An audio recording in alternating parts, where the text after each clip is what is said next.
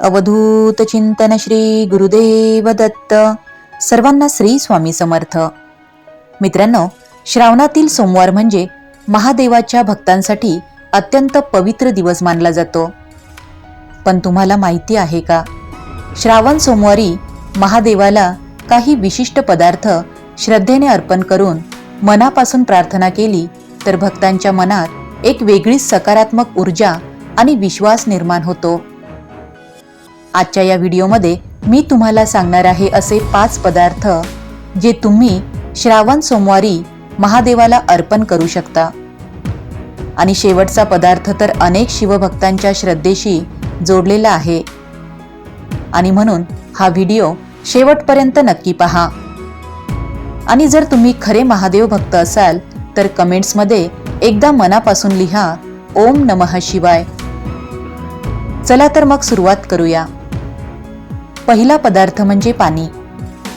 महादेवाला सर्वात साध्या आणि सहज उपलब्ध असलेल्या पाण्याने अभिषेक करण्याची परंपरा आहे.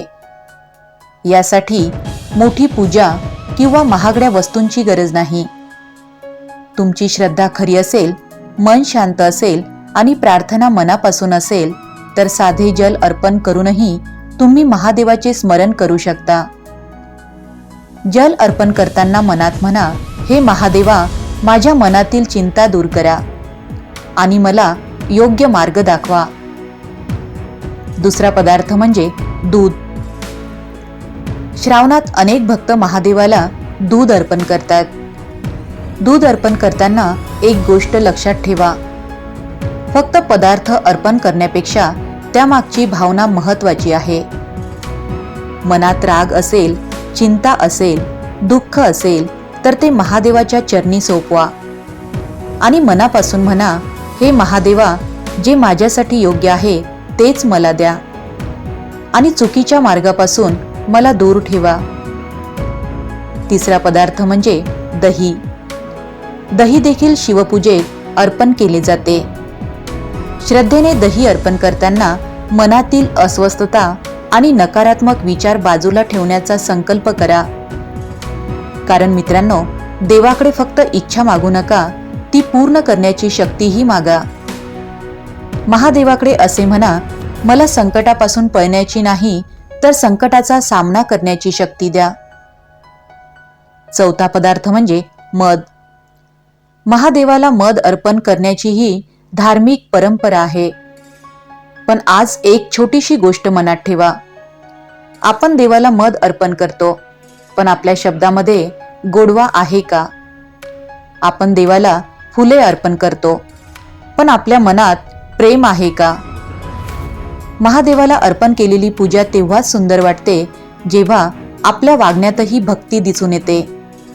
आणि म्हणून आजपासून एक संकल्प करा, मी कुणाचे मन विनाकारण दुखवणार नाही. मित्रांनो, 5वा पदार्थ म्हणजे बेलपत्र. आता शेवटी सर्वात महत्त्वाचे, महादेवाला बेलपत्र अर्पण करण्याची प्राचीन धार्मिक परंपरा आहे.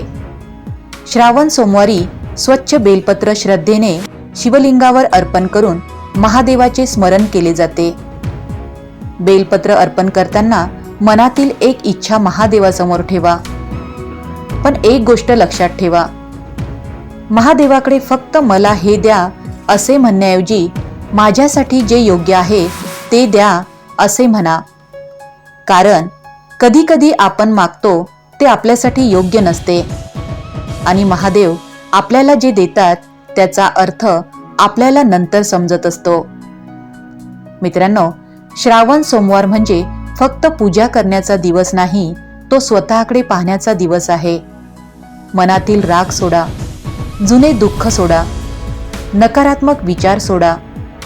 देवासमोर शांत बसा, डोळे बंद करा आणि फक्त एकदा मनापासून म्हणा ओम नमः शिवाय. कदाचित तुमची परिस्थिती लगेच बदलणार नाही, पण तुमच्या मनाला परिस्थितीशी लढण्याची ताकद नक्की मिळू शकते. मित्रांनो, लक्षात ठेवा, ज्याच्या डोक्यावर महादेवाचा हात आहे त्याने संकटांना घाबरायचं नसतं. कारण अंधार कितीही मोठा असला तरी महादेवाच्या नावाने आशेचा एक दिवा नक्की पेटत असतो. जर तुम्ही महादेवावर श्रद्धा ठेवत असाल तर कमेंट्समध्ये लिहा हर हर महादेव आणि हा व्हिडिओ एका शिवभक्तांपर्यंत नक्की पोहोचवा.